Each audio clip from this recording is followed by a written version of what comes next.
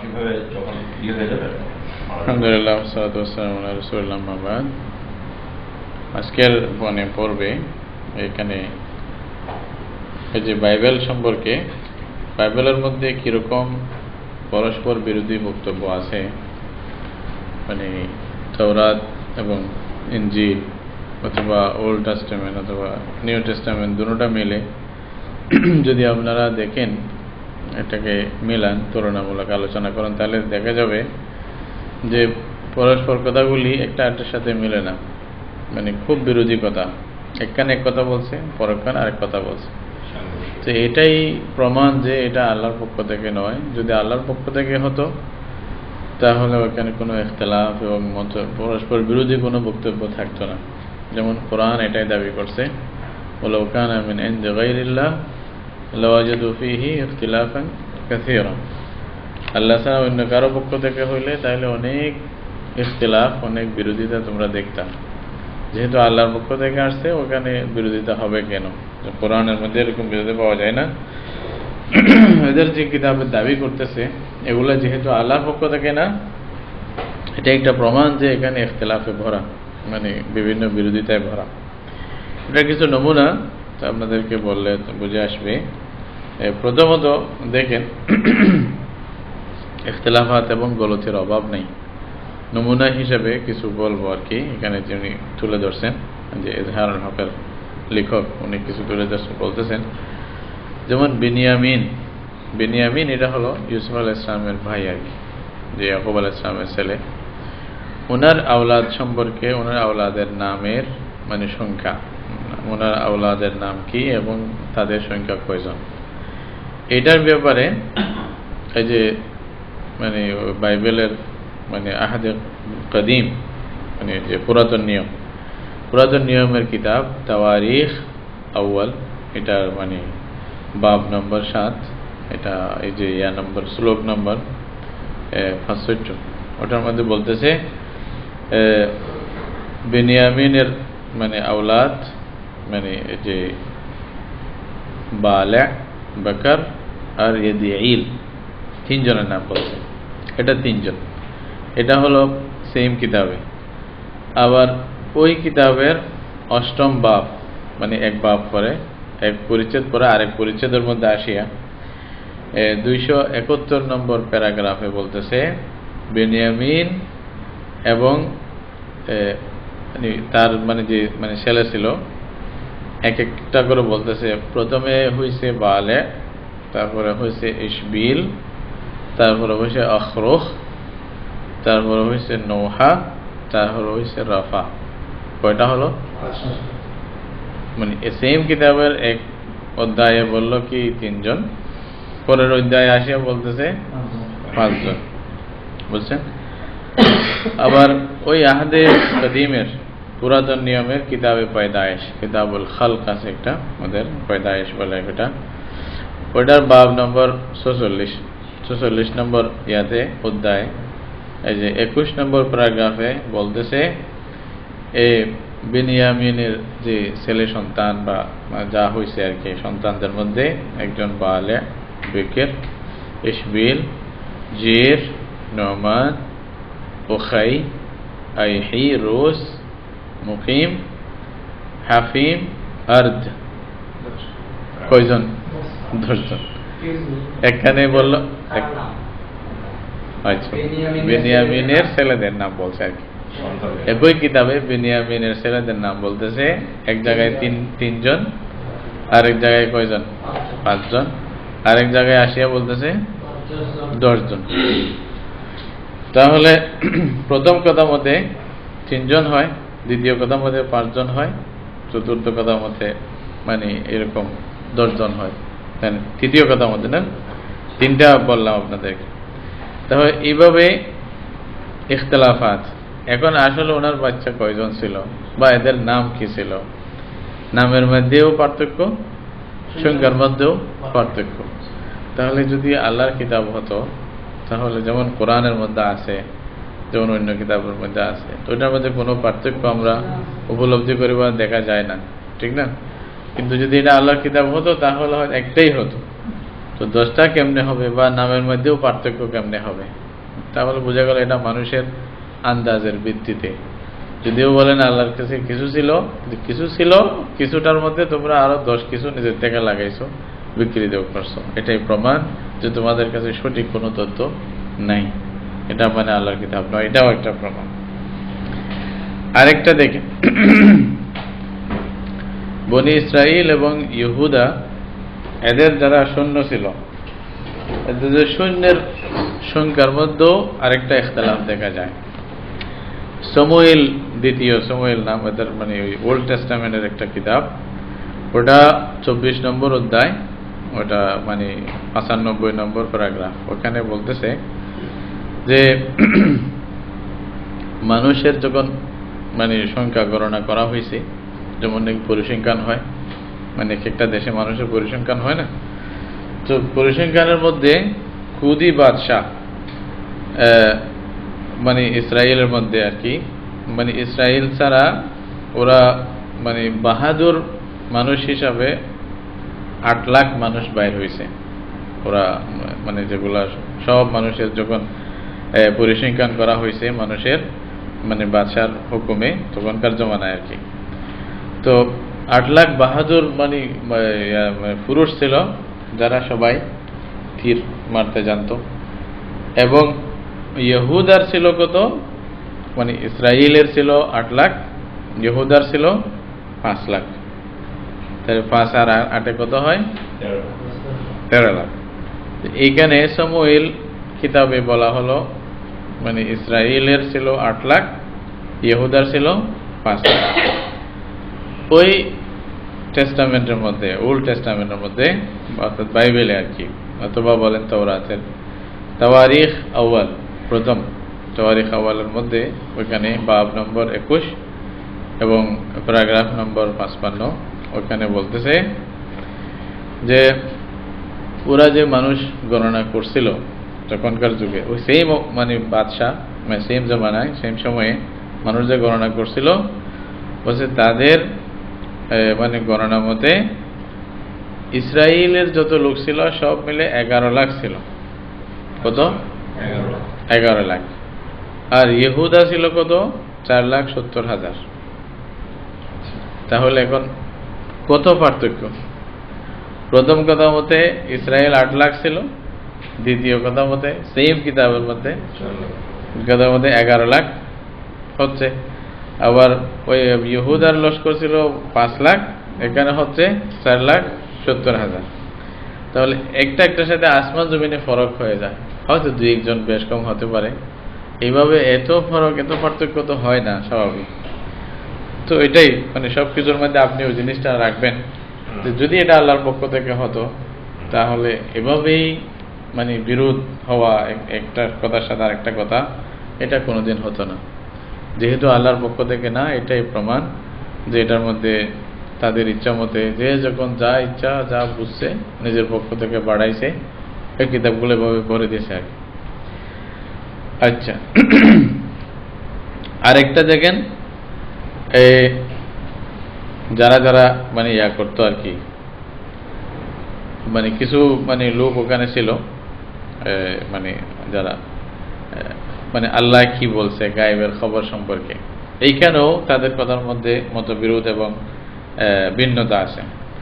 সমুয়েল, দ্বিতীয় সমুয়েল বাব নম্বর মানে 24, 13 নম্বর প্যারাগ্রাফ।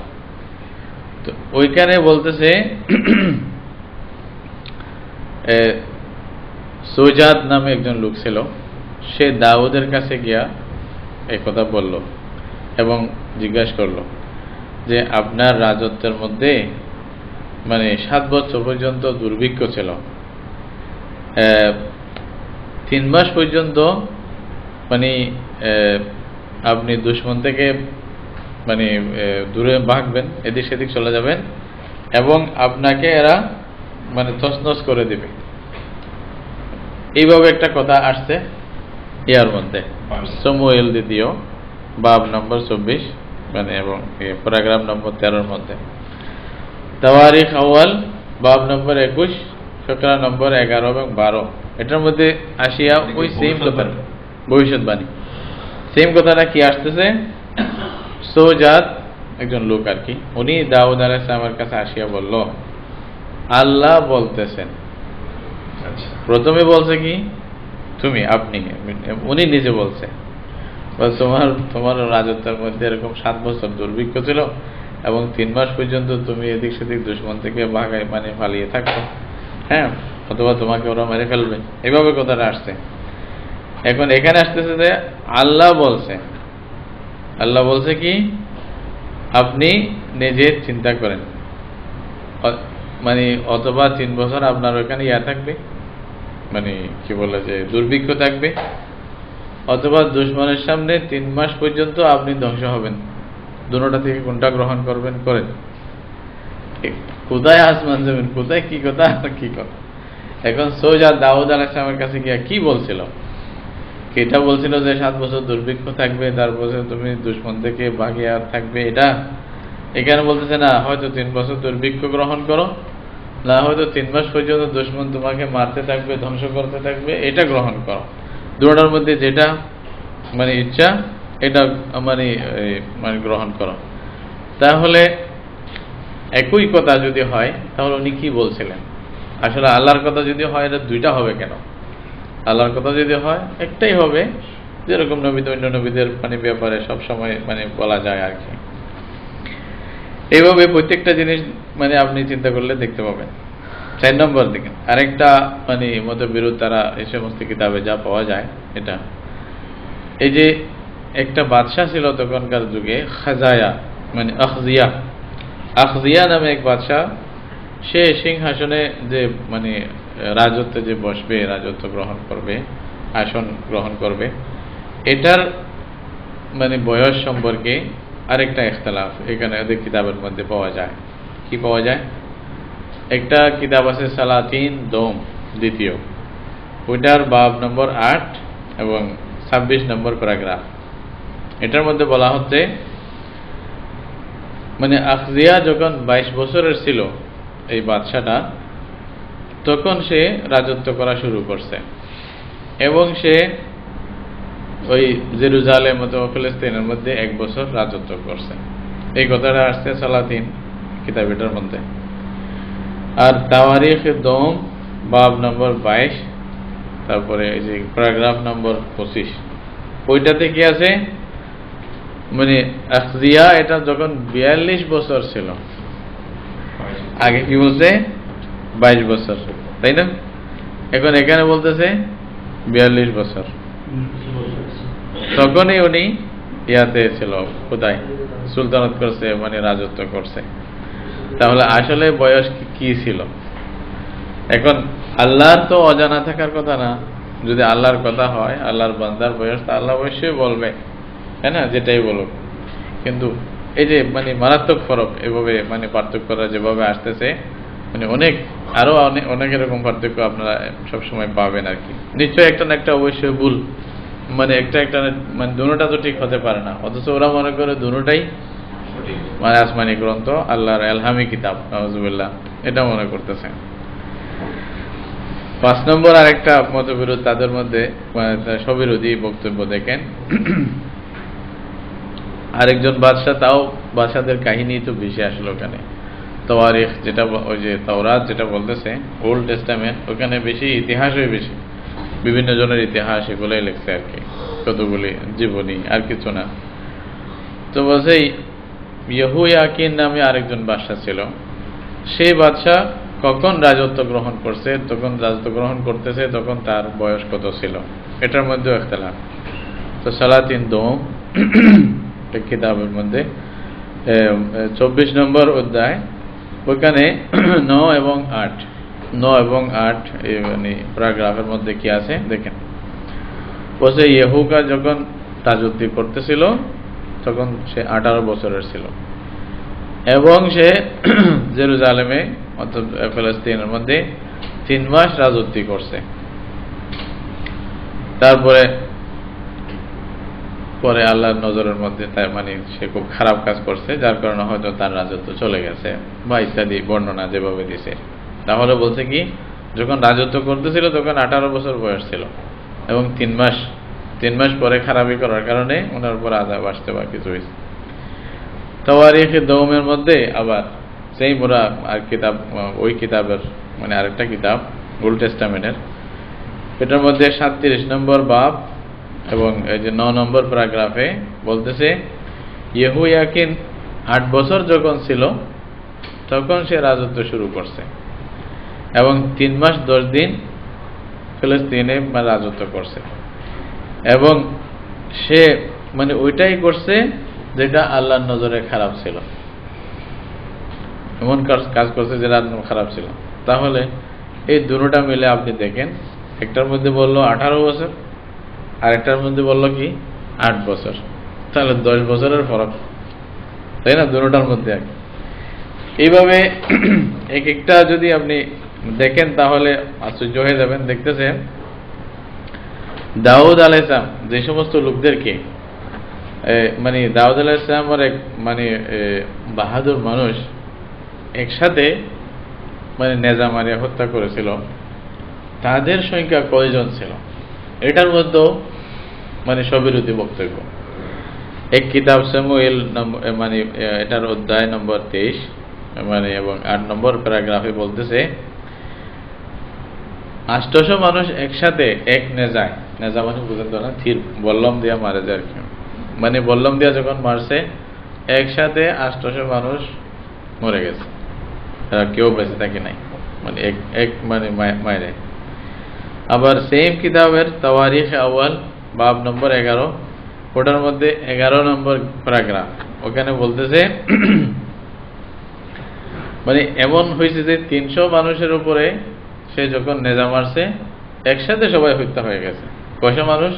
300। আগে বলছে 800, এখন বলতেছে 300, এখন হত্যা হয়েছে কয়শো? এটা হলো প্রশ্ন। এটা হইতো না যদি মানুষের কথা হতো, হয়তো মানুষ আন্দাজে বলছে। এটা যদি মানিয়ে ফেলে তাহলে তো আর কোনো কথা নেই। এটাও আল্লাহ কিতাব বলতেছে, এই জন্যই কথা আসতেছে। যেহেতু এলহামি কিতাব বলতেছে, তাই আমাদের প্রশ্ন হচ্ছে যদি এলহামি হয় তাহলে এই পার্থক্য হবে কেন? যদি বলতো যে মানুষে লেখছে ইতিহাস, মানুষের ভুল হতে পারে, এরকম ইসলামের মধ্যে অনেক আছে, হয়তো ঐতিহাসিকদের মধ্যে ইখতিলাফাত থাকতে পারে, যে মানুষ আন্দাজ করে যেটা বলছে ওটার মধ্যে ইখতিলাফ থাকতে পারে, কিন্তু কোরআন হাদিসে যেটা স্পষ্ট কোনো একটা গণনা বা সংখ্যা বলবে ওটার মধ্যে কোনো ইখতিলাফ কেউ কোনোদিনও পাবে না, ওটা পাওয়ার কথাও না, অসম্ভব, এটা পাবে না, যেটা আল্লাহর পক্ষ থেকে যেহেতু। তারপরে দেখেন নূহ আলাইহিস সালামের কিস্তি যে ছিল এটার মধ্যে মানে এই যে পাখি এবং জানোয়ার মানে কতটুকু নিয়ে গেছিলেন, কতটুকু পাখি নিয়ে গেছিলেন, জানোয়ার কয়টা নিয়ে গেছিলেন, এটার সংখ্যার মধ্যে বিরাট একটা ইখতিলাফ দেখা যায় এই কিতাবগুলোর মধ্যে।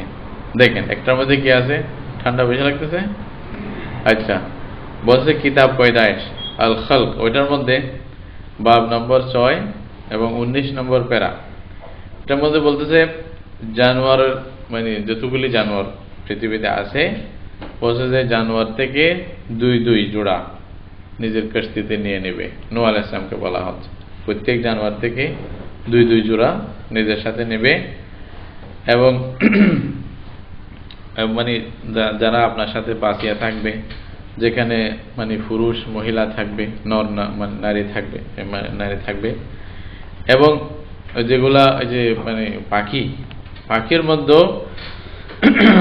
যারা মানে জমিনে থাকবে আর কি, তাদের মধ্যেও 2 করে নিজের থেকে নেবে, 2 জোড়া নেবে জানোয়ার এবং পাখি, সব থেকে 2 জোড়া করে নেবে, যেখানে মধ্যে নর এবং মাদা থাকবে এবং পুরা পরে আসিয়া দুনিয়ার মধ্যে আবার মানে তাদের বংশ বিস্তার হবে ইত্যাদি। এটা হলো বাবে পয়দায়েশের মধ্যে বললো 2 জোড়া নেওয়ার কথা। ওই কিতাবে পয়দায়েশের এটা বললাম 6 নম্বর অধ্যায়ে বলছে এটা 2 জোড়া।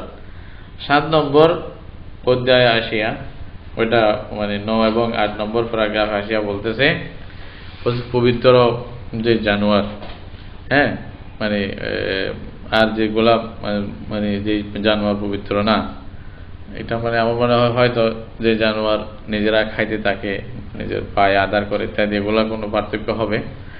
এবং জমিনে যারা মানে চলতেছে ওইখান থেকে বলতেছে শুধু একটা নর একটা মাদা, এই দুইটা নেবে, দুই জোড়া না, জোড়া জোড়া নেবে, একটা মাদা মানে একটা নর একটা মাদা, একটা পুরুষ একটা মহিলা, এভাবে নেবে। এইভাবে প্রত্যেকজন আল্লাহর হুকুম যেভাবে ছিল নূহ আলাইহিস সালাম এভাবে নিয়েছে।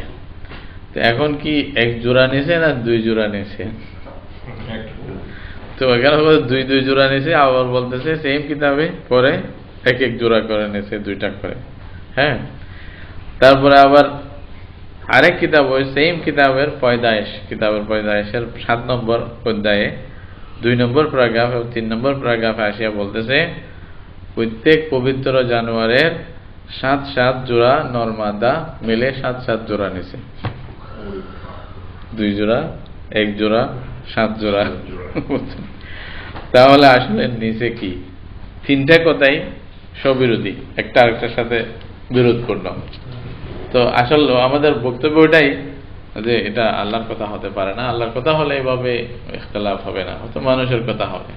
তো মানুষের কথা মানলে তো আমাদের কথাই মানা হলো, আমরাও তো বলতেছি এটা মানুষের কথা, তাহলে এটা আল্লাহর কিতাব বলে দাবি করার মতো কোনো তোমাদের কাছে কোনো জোগাড় থাকবে না, কোনো ভিত্তি থাকবে না।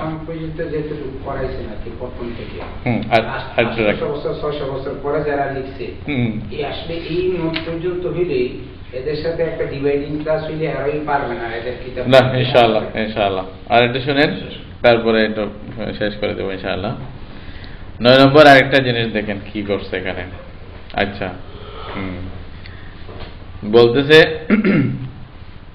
হযরত দাউদ আলাইহিস সালাম যে ইরামের যে সমস্ত লোকদেরকে হত্যা করেছিল, এটার মধ্যে কতগুলি লোক মানে কত লোকদেরকে হত্যা করছেন, এটার মধ্যে আরেকটা ইখতিলাফ দেখেন। সামুয়েল 2 বাব নম্বর 10 ফিকরা নম্বর 18 মানে যে প্যারাগ্রাফ নম্বর 18, ওইটাতে বলতেছে দাউদ আলাইহিস সালাম মানে ওই যে ইরাম জাতি আর কি, ইরাম যেমন কোরআনে আছে না, ইরাম জাতিল ইমাদ, মানে ইরামীদের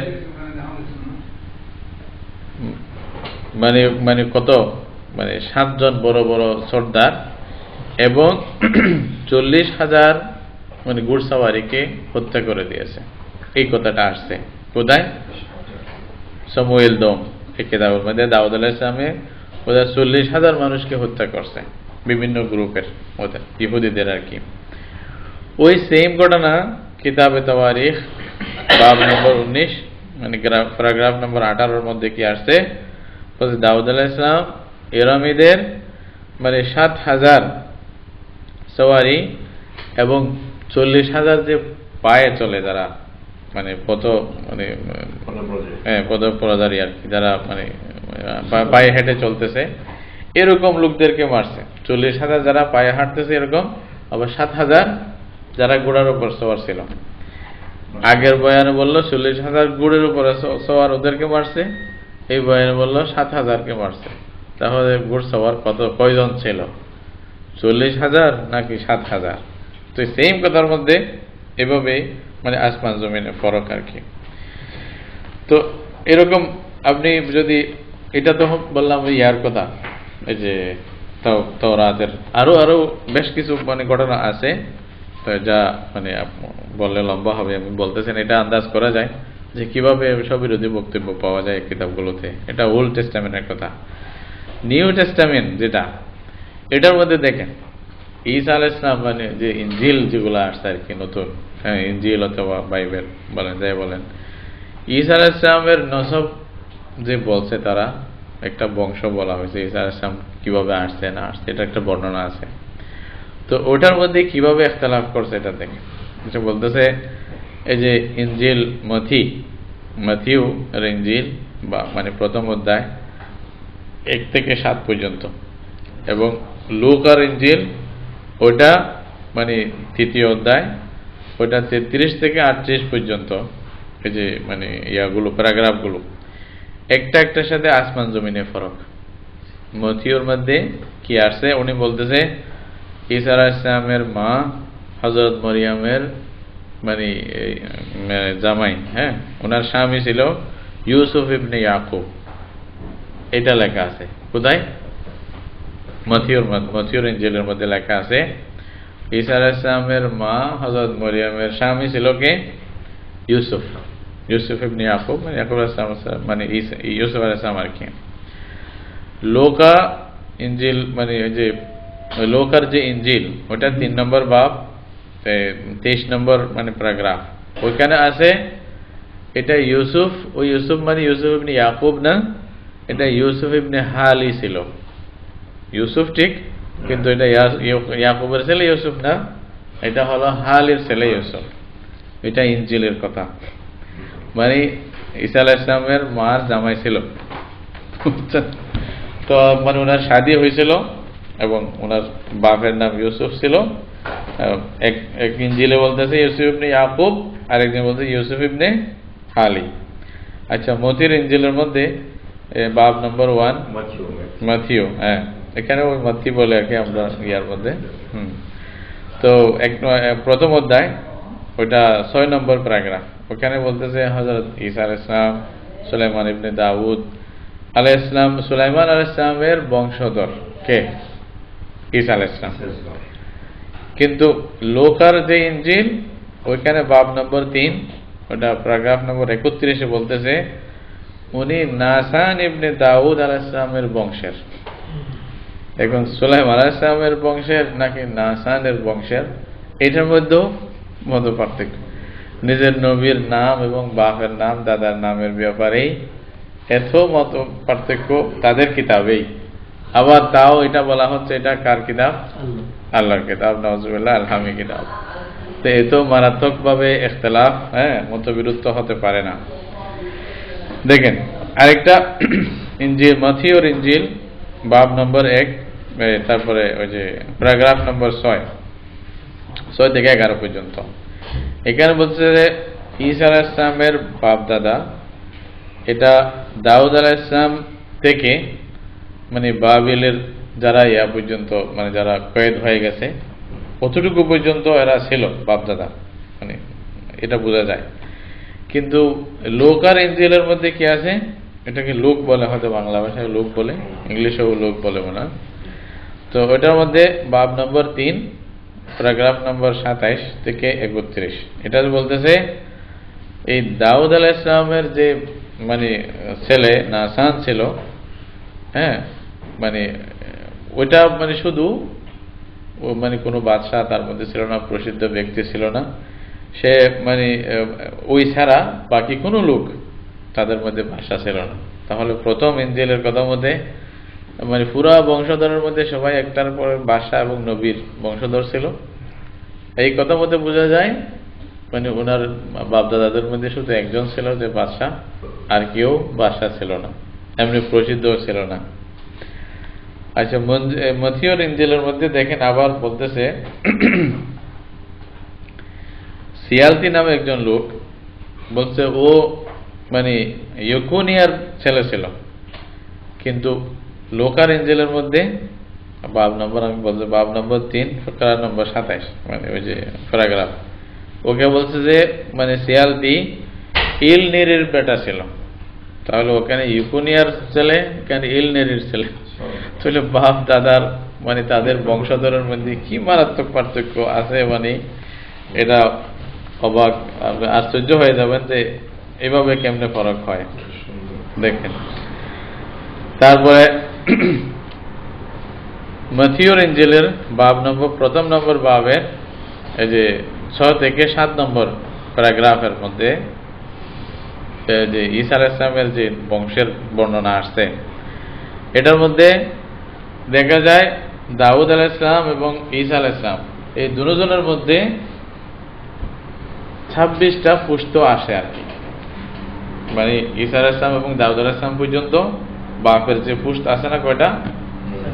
26টা, মানে 26 জন বাপ গেছে, এটা দেখা যায় বংশনামা যেটা বলছে এখানে। এটা হলো মথিওর ইনজিলের কথা। কিন্তু লোকার ইনজিলের মধ্যে ওটাও অধ্যায় নম্বর 3 এবং প্যারাগ্রাফ নম্বর 23 এবং 31 এটার মধ্যে দেখা যায় দাউদ আলাইহিস সালাম এবং ঈসা আলাইহিস সালামের মধ্যখানে যে মানে বাপগুলো গেছে আর কি, এটা যে 41 পুষ্ট দেখা যায়। তাহলে ওখানে কত? 26, আর এখানে হচ্ছে 41। তো তা আসলে কি কয়টা পুষ্ট ছিল? যদি মানুষের কথা না হতো তাহলে এই এরকম মানে ভেদাভেদ এবং মতবিরোধ হওয়ার তো কোনোই কথা ছিল না।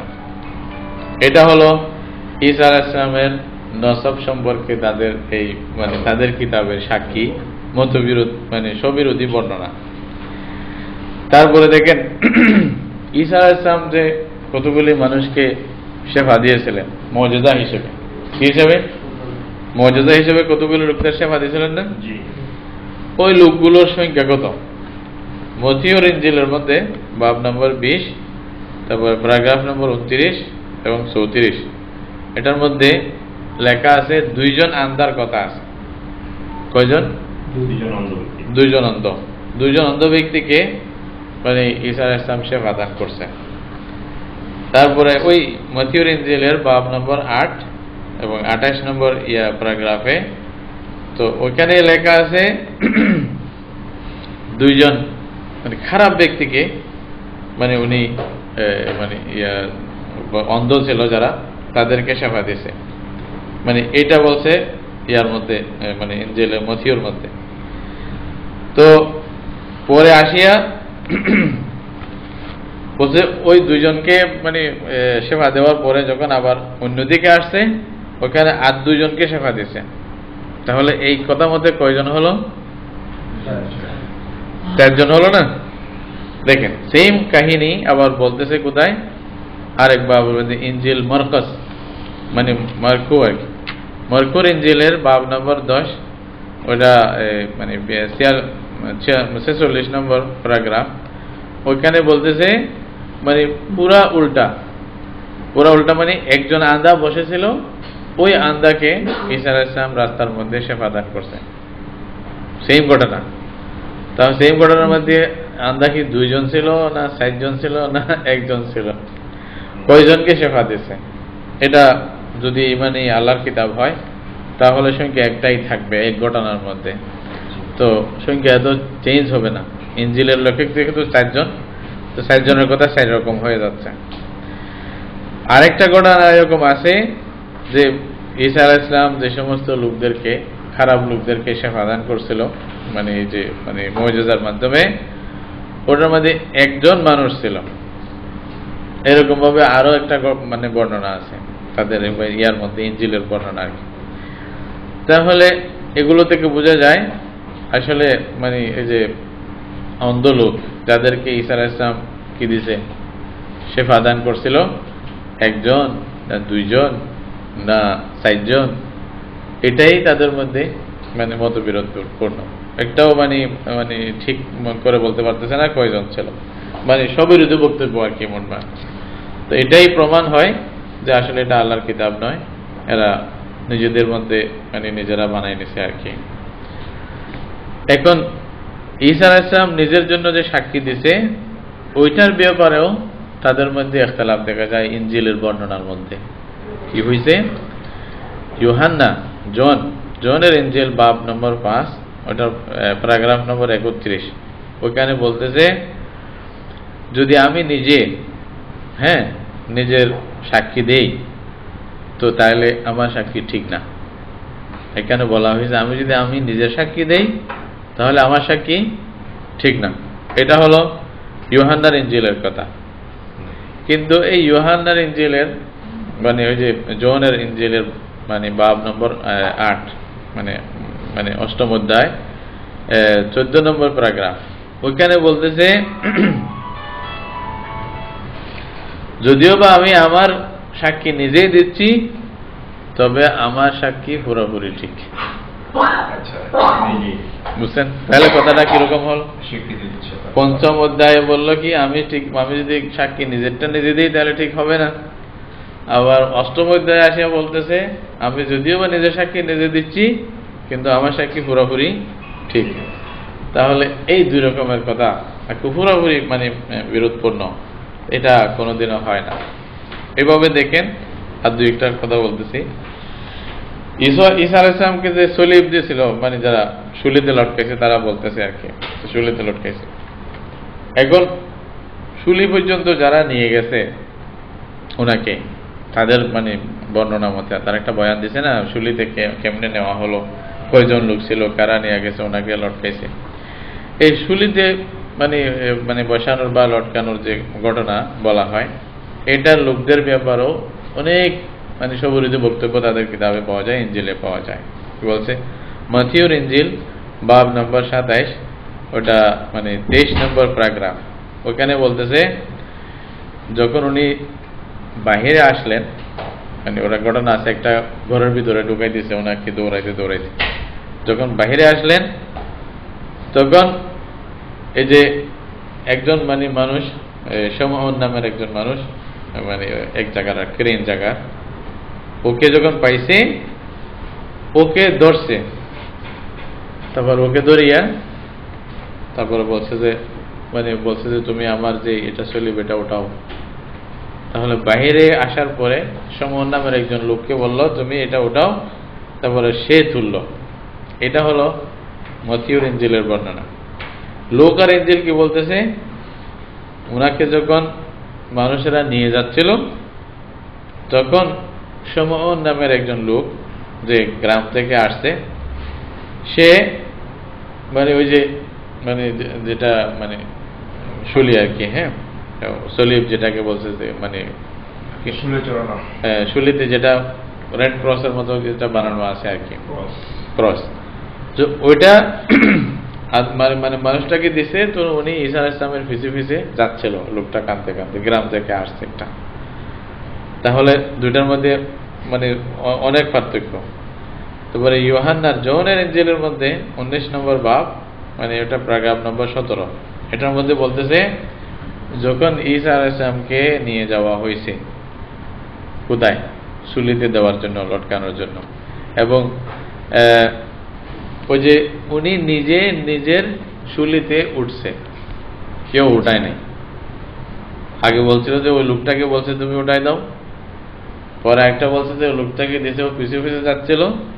এখন বলতেছে নিজে নিজে মানে শুলিতে উঠে গেছে, এবং মানে যেটাকে ইব্রানি ভাষায় গলগাতা বলতেছে আর কি, একটা জায়গা, ওই জায়গা পর্যন্ত গিয়ে তারপরে উনি বাইর হয়েছে ইয়া থেকে, মানে যেটা জায়গা ছিল, ঘর ছিল যেখানে বন্দি করছিল, ওইখান থেকে বাইর হয়েছে।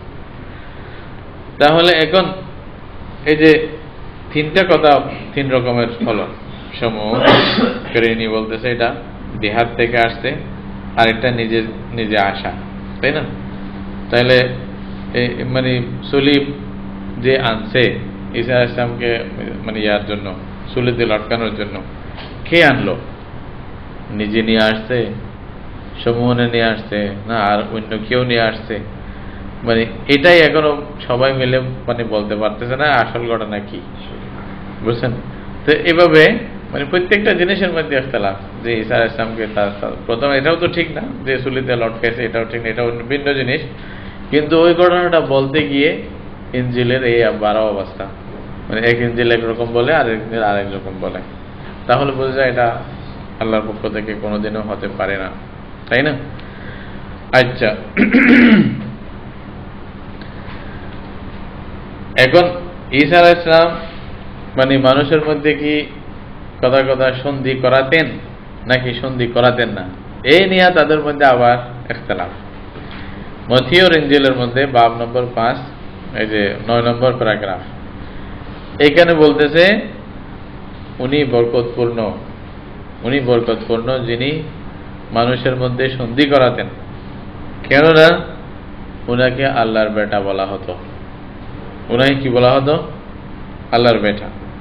এটা হলো মথিউর ইনজিলের কথা। লোকের ইনজিলের মধ্যে বাব নম্বর 9 প্যারাগ্রাফ নম্বর মানে 56 মধ্যে বলতেছে যেহেতু ইবনে আদম মানে আদমের ছেলে, ওখানে বলছে আল্লাহর বেটা, এখানে বলতেছে আদমের ছেলে। বলছে আদমের ছেলে, উনি যেহেতু মানুষের জান নষ্ট করবে না, বরং উনি বাঁচানোর জন্য আসছে, মানুষকে বাঁচানোর জন্য আসছে। আচ্ছা, মথিউর ইনজিলের মধ্যে আবার লিখতেছে এটা মনে করো না যে আমি তোমাদের মধ্যে সন্ধি করাতে আসছি। বলছে আমি সন্ধি করতে আসি নাই, আমি তো তলোয়ার চালাইতে আসছি। এই কথাটা আছে আবার কোথায়? মথিউর ইনজিলে। তাহলে উনি কি জন্য আসছিলেন? কি সন্ধি করাতে আসছিলেন?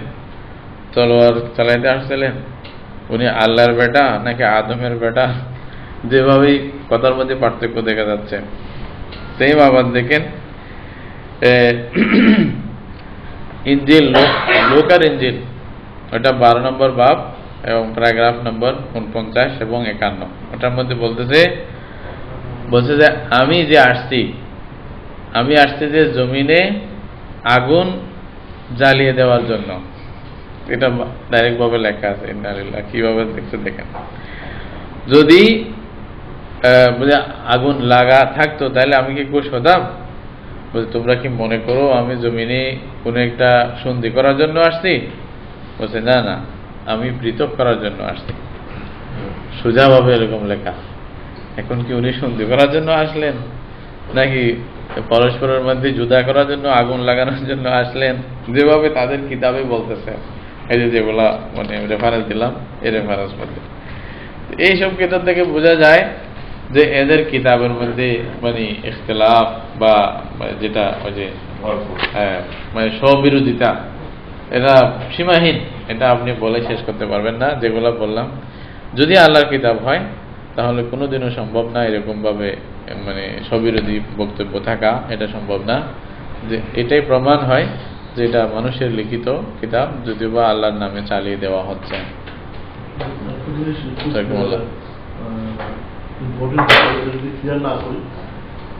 এগুলো আলোচনা শুরু হওয়ার পরে বিভিন্ন কাফিররা শরীফ পরে তারা এরকম কিছু উদাহরণ বাইর করার চেষ্টা করছে, যেগুলো আসলে আমার মুসলমানদেরকে ক্লিয়ার না করে। হ্যাঁ বলেন। যেমন কিনা ওই আল্লাহ মানুষকে কি থেকে তৈরি করছে সেটা কোরআন শরীফের বিভিন্ন জায়গায় বিভিন্ন উদাহরণ দিচ্ছে, কিন্তু এটা পার্সপেক্টিভ, ওই পার্সপেক্টিভ অনুযায়ী এখানে যে উদাহরণগুলো দেওয়া হয়েছে সেই উদাহরণগুলো দুইটা একই সাথে কোনোভাবেই হওয়া সম্ভব না। অর্থাৎ একজনের বাপ কখনো হওয়া সম্ভব না। কিন্তু মানুষকে আল্লাহ যেমন কিনা প্রথম দিকে যেখানে নাজিল হয়েছে সেখানে তারপর মাটি থেকে যে মানুষ কেন অহংকার করে মানুষকে মাটি থেকে তৈরি করা হয়েছে, তারপর আরেক জায়গায় পানি থেকে বোধহয় ভিন্ন করে দিতে আমরা। আসলে কি এটা মানে যারা কোরআন বোঝার চেষ্টা করে না তারাই এই সমস্ত মানে প্রশ্ন করবে বা শয়তান ধোঁকা দিবে আর কি। কারণ মানুষের বর্ণনার যে মানে মানুষ সৃষ্টির যে রহস্য, এটার বর্ণনা কোরআনে অনেক জায়গায় আসছে। সব স্তরগুলো যখন আপনি দেখবেন, কোরআনের আয়াতগুলো যখন মেলাবেন, তাহলে একটার পর একটা খুব সুন্দরভাবে মিলে যাচ্ছে যে মানুষের বর্ণনায় সব স্তরগুলো লাগছে, সবগুলো বর্ণনা হয়েছে। যেমন কোরআনের এক জায়গায় বলছে যে মা লাকুম লা তারজুনা লিল্লাহি ওয়াকারা ওয়া ক্বাদ খালাকাকুম আতওয়ারা, দাফে দাফে তোমাদের সৃষ্টি করছে। এখন আতওয়ার এটা কি? কোথাও দেখবেন মিম্মা ইম্মাহিন, কোথাও দেখবেন খালাক মানে খালাকনাকুম মিন তুরাব মিন তিন, হ্যাঁ, সুম্মা জাআলনাহু নুতফাতান ফি ক্বারারিন মাকিন, তাই না? এভাবে মানে কোথাও কোথাও এটা মিন বাইনিস সুলবি ওয়াত তারাইব, হ্যাঁ, মিন সুলালা বলছে। তারপরে মিন আলাক মুযগা ফাখালাকনাল আলাকাতা মুযগা ফাখালাকনাল মুযগাতা ইযামা ফাকাসাওনাল ইযামা লাহমা। এখন ওয়াজআলনা মিনাল মাই কুল্লা শাইইন হাই, পানি দিয়ে আল্লাহ বলছে আমি করছি। তা আসলে সব কিছু যদি মিলান তো অথবা আরেক জায়গায় আছে ওয়ালাকাদ খালাকনাল ইনসানা মিন সালসাল, কিরকম মানে একেবারে শক্ত মাটি, হ্যাঁ, একটা মিন তিন বলতেছে আবার বলতেছে শক্ত মাটি, যেটা আওয়াজ করে টান টান করে, এরকম মাটি দিয়ে বানিয়েছি। কোরআনের এই আয়াতগুলো যদি আপনি নেন তাহলে আদম সৃষ্টির রহস্য থেকে তারপর আল্লাহ তাআলা যেভাবে মানুষকে বানিয়েছে ওইটা কোরআনের প্রত্যেকটা স্পষ্ট বর্ণনা আছে যে আমি প্রথমে তোমাদেরকে মিন নাফসিন ওয়াহিদা, নফসে ওয়াহিদা আল্লাহ কিভাবে বানাইছে ওটা আল্লাহ বলে দিয়েছে মাটি থেকে, এবং ওই মাটিকে যখন মানে টনটন করার মতো বানানো হয়েছে ওইখান থেকে পরে বানানো হয়েছে। এটা আদম আলাইহিস সালামের বয়ানের বৃত্তান্ত। এরপরে ওয়া খালাকা মিনহা যাওজাহা, আল্লাহ বলছে এরপর থেকে আমি ওনার স্ত্রী সৃষ্টি করছি, হ্যাঁ, ওয়াবাসা মিনহুমা রিজালান কাসীরান ওয়া নিসাআ। এখন এই দুজন থেকে তারপরে সিলসিলা শুরু হয়েছে। এরপরে কোরআন এবং হাদিসের কোনো ইতিহাস এরকম বলে না যে কোনো মানুষ আবার মাটি দিয়ে বানানো হয়েছে, এটা কোনোদিন বলা হয় নাই। পুরো মানুষের ইতিহাসের মধ্যে এটাই আছে, কোরআনও এটাই বলে, আদম আলাইহিস সালামকে আল্লাহ নিজের হাতে খালাকতু বিয়াদাইয়া, এটা বলছে আমি নিজের হাতে বানাইছি, তাই না? তারপর ওনার পরে বলছে ওনার স্ত্রীকে আবার ওনার থেকে বানাইছি, ওখানে আবার বিয়াদাইয়া নেই। এবং ওনার স্ত্রীর ব্যাপারে কোথাও কোরআনে বর্ণনা নেই যে টন টন করা মাটি থেকে বানাইছে, এটা নেই। আর ওখানে আল ইনসান যেটা বলছে ওয়ালাকাদ খালাকনাল ইনসান, আল ইনসান ওটা মুআররফ বিল লাম আহাদি বলে আর কি, আরবি ভাষা হিসেবে যদি বুঝতে চায় ওটা আল ইনসানুল মারুফ মানে হুয়া আদম, তাই না? তাহলে ওইটাই হবে আদম আলাইহিস সালাম, ওইটা কোরআনেই বলতেছে যেহেতু, মানে আদমকে সৃষ্টি করার কথা ওইখানে। তারপরে যেখানে অন্য মানুষ সৃষ্টি করার কথা আসছে ওইখানে খালাকনাহু মিন নুতফাতিন মিন বাইনি সুলবি ওয়াত তারাইব, তাই না? মানে বাপের ফিট এবং মায়ের সিনা, ওইখানের মধ্যখান থেকে মিম্মা ইন দাফিক, কেন এমন পানি যেটা খুব জোরে সোরে বাইর হয়, মানে একদম ইয়া থেকে। এবং এমনও আছে যে বীর্য যেটা ফেলানো হয় ওটা থেকে তোমাকে আমি বানাই নাই, ওটাও বর্ণনা আসছে কোরআনে। আমশাজিন নাবতালিহি, আল্লাহ বলছে মানে আমি মানুষকে বানাইছি কি থেকে, মানে এই যে মানে মিলানো, তাই না? মানে এমন যে মানে খলাত মলাত যাকে করা হয়েছে এরকম জিনিস থেকে আমি বানাইছি। তো ইখতিলাত কিরকম হয়, পুরুষেরটা মহিলার সাথে মিলে তখন ইখতিলাত শুরু হয়, মানে দুটোটা ওই যে বীর্য একটার সাথে যখন মিলে, একটার মধ্যে আল্লাহ ডিম্ব রাখছে, আরেকটার মধ্যে মানে মানে বীর্য রাখছে, জীবাণু রাখছে, শুক্রকীট আর কি। তো দুটোটা মিলে এভাবে তারপরে মানুষের সৃষ্টি হচ্ছে। তো তখন নুতফা হয়, তো নুতফা থেকে তারপরে এবার সিরিয়াল যদি আপনি বলেন একটার পর একটা কোরআন যা বলছে আপনি পুরো ইতিহাস আপনি স্পষ্ট পাবেন, কোন রকমের বর্ণনার কোনো ইয়া থাকবে না। তাহলে যদি বুঝতে না পারে বেকুফ হয়, সে বলবে যে এটা বিরোধী, এটা তো পুরো একটা স্তরকে বলতেছে। তবে হ্যাঁ, কোরআন এরকম কোনো বিজ্ঞানের কিতাব নয় যে একসাথে পুরো বর্ণনা আসবে, এটা আল্লাহর কালাম। এটাও প্রমাণ যে এরকম মানে কোন একটা মানে লেখক যেভাবে চিন্তা ভাবনা করে একটা জিনিসই লেখে, এরকম মানুষের কিতাব নয়। এটাই প্রমাণ যে সব এক জায়গায়। সবচেয়ে বড় জিনিস আমরা টাইমে আর কথায় আর কাজে ঠিক থাকতে পারি না। কোনটা সে? এই যে 9টা থেকে 9টা কাজে